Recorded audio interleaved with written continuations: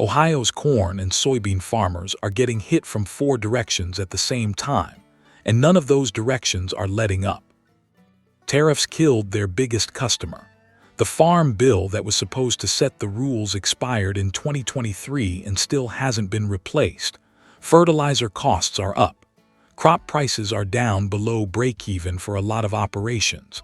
And on top of all of that, the farmland itself is disappearing. 1 million acres gone in Ohio alone over the last 20 years. China was, for a long time, the #1 export market for American soybeans. Not one of the top markets. The top market. They were buying somewhere between 10 to 12 million metric tons a year from the U.S., which accounted for roughly 25 to 30% of the entire soybean crops trade. That's not a niche customer. That's load-bearing. As of 2025, China has cut its soybean imports from the U.S. to zero. Not reduced, zero. Seung-Hee Lee, an agricultural economist with OSU Extension, said it plainly at the 2025 Farm Science Review. We just see zero sales from China, which is really hitting the market. He said that move forced the USDA to cut its export prediction by 200 million bushels. That's the downstream effect of one country deciding to stop buying. Here's how it got there. The tariff situation escalated fast. By May 2025, the U.S. tariff on Chinese imports was sitting at 135%. China fired back with a 147% retaliatory tariff on U.S. exports. Ian Sheldon, who holds the Anderson's Chair in Agricultural Marketing, Trade and Policy at OSU Extension, described those numbers directly. Basically, that was a trade embargo by both sides. Those were prohibitive. Even the U.S. Treasury Secretary agreed they were prohibitive. Both sides backed off from those extremes. By late 2025, the numbers had come down to 30% on China's side and 57% on the U.S. side. But the damage to the soybean market was already done. China hadn't just paused buying. They started building relationships with other suppliers, specifically Brazil and Argentina, and there's no guarantee they come back. Sheldon gave some context that's worth sitting with. The current average effective tariff at the U.S. border is just over 17%. That's the highest the country has seen since 1935. He linked it directly to the Smoot-Hawley tariff, which was introduced in 1929 and is widely associated with making the Great Depression worse. That's not a talking point. That's the historical comparison an agricultural economist at a major university is reaching for when he describes the current situation. Ohio is the 5th largest soybean-producing state in the country. More than half of Ohio's crops are exported. So the math on what happens when your biggest buyer goes to zero is not complicated. Now layer the price situation on top of that. The USDA cut the season average price of soybeans to $10 per bushel. Lee said at the Farm Science Review that for a lot of Ohio farmers, that number is at or below their break-even point. Kirk Merritt, executive director of the Ohio Soybean Association, made the same point. Prices have decreased for the crops that the farmers sell to levels we haven't seen in many years, while the input costs for growing the crop have continued to stay high. That combination, prices down and input costs still elevated, is the squeeze that actually ends farms. You can survive low prices if your costs come down with them. You can survive high costs if your prices hold.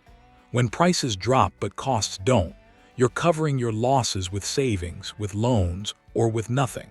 And for multi-generational farm operations, there's no cushion that lasts forever. Fertilizer costs specifically came up at the meeting at Cherry Bend Pheasant Farm in Wilmington, where Ohio farmers gathered to talk to U.S. Rep. Greg Lantzman and U.S. Sen. Alyssa Slotkin.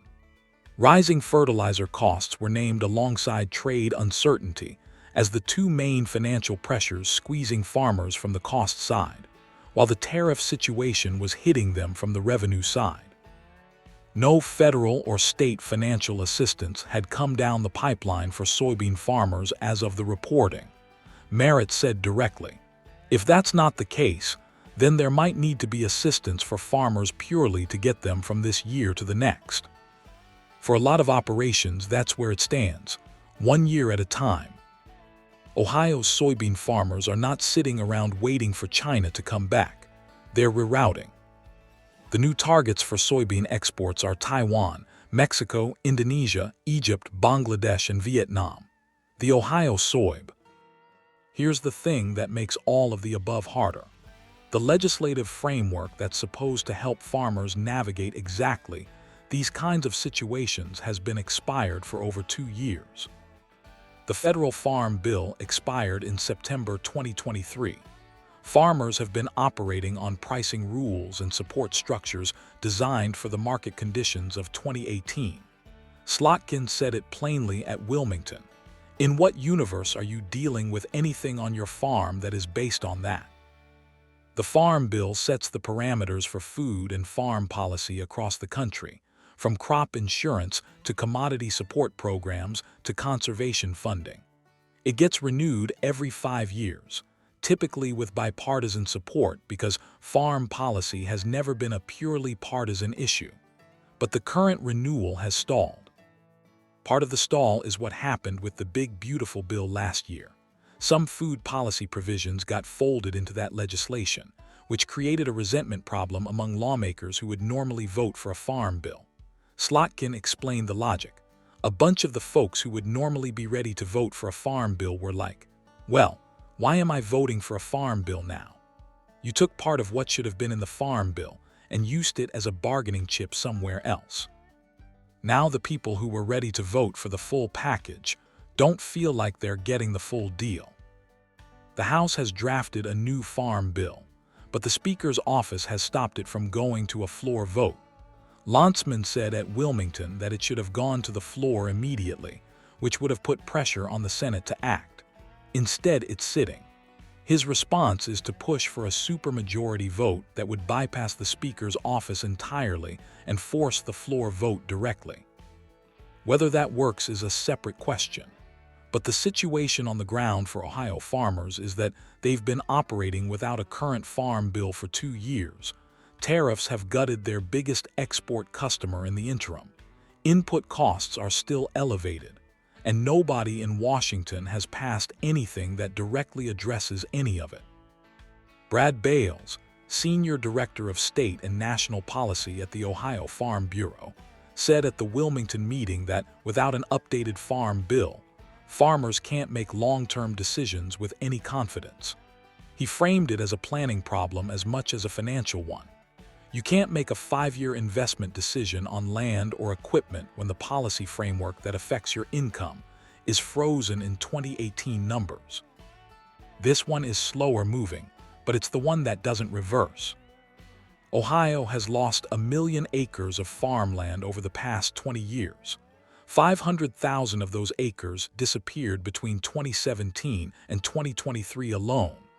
Bales called the numbers staggering at the Wilmington meeting. The drivers are solar development and data centers. Solar farms pay well for flat, accessible land with grid connections. Data centers need the same profile. Both have been expanding aggressively in rural Ohio. A farmer who's been watching crop prices decline and input costs rise for years gets an offer to sell or lease their land for solar development, and the math often works out in favor of taking that offer. The problem is that once farmland gets converted, it's almost never converted back. You don't pull out a solar farm and replant corn. The acreage is gone from production for the lifetime of whatever got built on it. So the 1 million acres that Ohio has lost is not a temporary dip. It's a permanent reduction in the state's agricultural capacity. This doesn't get discussed in the same urgent tone as the tariff situation because it's happening slowly, and it doesn't show up in a quarterly report. But it compounds everything else. Fewer acres in production means smaller total supply, which can actually support prices in theory. But it also means smaller operations that are harder to make economically viable, less capacity to recover when export markets close, and less land to pass to the next generation of farmers. Bate Ellis, co-owner of Cherry Bend Pheasant Farm where the Wilmington meeting happened, said something at the event that's worth quoting directly. "We're all in the trenches here, and we're also in the front line, and it's very important to stay engaged." She was talking about the importance of farmers showing up to meetings like that one. And she's right about that tactically. But it also describes the situation accurately. They are in the trenches. The problems are coming from multiple directions, and none of them have simple fixes. Slotkin made a point at Wilmington that's worth taking seriously as a policy argument, even if you're skeptical of the politics around it. She said farming should be treated as part of national security infrastructure. "We should always be able to feed ourselves by ourselves," she said. "That's not a new idea. Food security has been part of national security doctrine for a long time. But it's getting applied more directly to the current situation. Because what the tariff war with China has revealed is that the U.S. agricultural export system is heavily dependent on a single large buyer who can, when politically motivated, simply stop buying. If China's decision to move away from U.S. soybeans is structural rather than temporary, the U.S. has a food production system that was scaled up partly to serve a customer that is no longer there. The farmers who built their operations around the volumes that customer was buying are now holding capacity that the remaining markets can't absorb at the same price. That's not a farming problem in isolation. That's a policy problem. The tariff decisions that triggered the retaliation were made in Washington. The farm bill that should have provided a framework for responding to exactly this kind of disruption has been stuck in Washington for 2 years.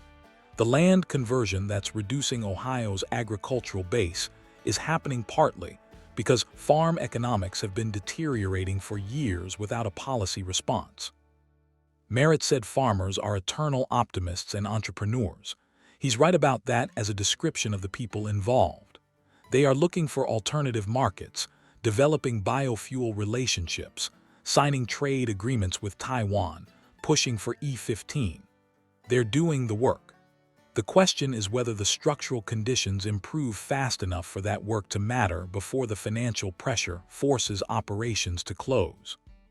Kirk Merritt put the stakes clearly.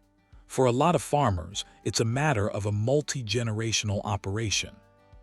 That's what's on the line, not this year's crop, the whole thing.